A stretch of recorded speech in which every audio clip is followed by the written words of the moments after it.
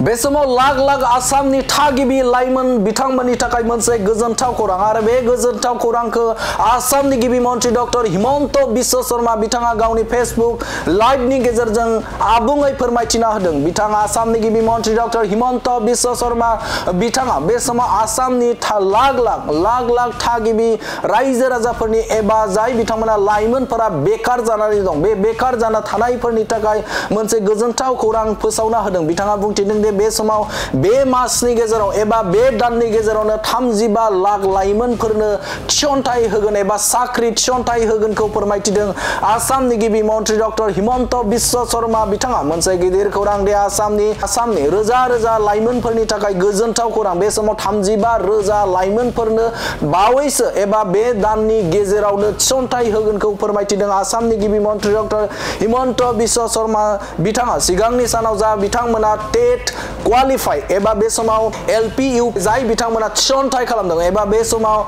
आनजादाव उथ्रिसार जाना दं टेट क्वालिफाइ जानानै दं बिथांमोननि थाखाय मोनसे गोजोनथाव खौरां। बावैसो साननि उनावनो बे समाव जाखिनि रिजाल्ट बेनि रिजाल्टखौ फोसावनाय जासिगोनखौ फोरमायथिदों आसामनि गिबि मन्त्रि डक्टर हिमन्त बिश्व शर्मा बिथाङा एबा बिथांमोननो थिसनथाइखौ होसिगोनखौ फोरमायथिदों आसामनि गिबि मन्त्रि डक्टर हिमन्त बिश्व शर्मा बिथाङा।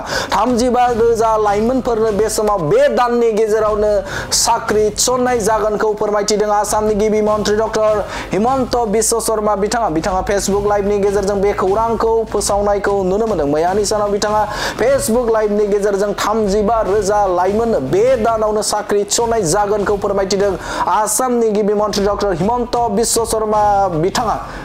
जुआ फेसबुक लाइभत কোৱা মতে নিৰ্দিষ্ট দিনত এতিয়া পৰীক্ষাৰ ফলাফলসমূহ ঘোষণাৰ প্ৰক্ৰিয়া আৰম্ভ হ'ব।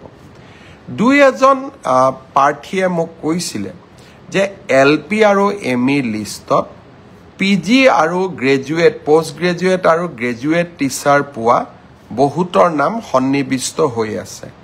আমি নিশ্চিত কৰিম যাতে পোষ্ট গ্ৰেজুৱেট আৰু গ্ৰেজুৱেট টিচাৰত যিসকল নিযুক্তি হ'ব তেওঁলোকৰ নাম যাতে এলপি বা এমই লিষ্টত নাহে, অৰ্থাৎ যি ডাবল এপইণ্টমেণ্টৰ যিটো অভিযোগ থাকে তাক যাতে আমি বহু পৰিমাণে ৰোধ কৰিব পাৰোঁ। আৰু সেই বিষয়ে ইতিমধ্যে বিভাগৰ বিষয়াসকলক মই স্পষ্ট নিৰ্দেশ দিছোঁ। এই মাহত অসমত ৩৫,০০০ যুৱকৰ নিযুক্তি হ'ব, অৰ্থাৎ ৩৫,০০০ নিকা নিযুক্তিৰে ৩৫,০০০ পৰিয়ালৰ মুখলৈ হাঁহি বিৰিঙাব।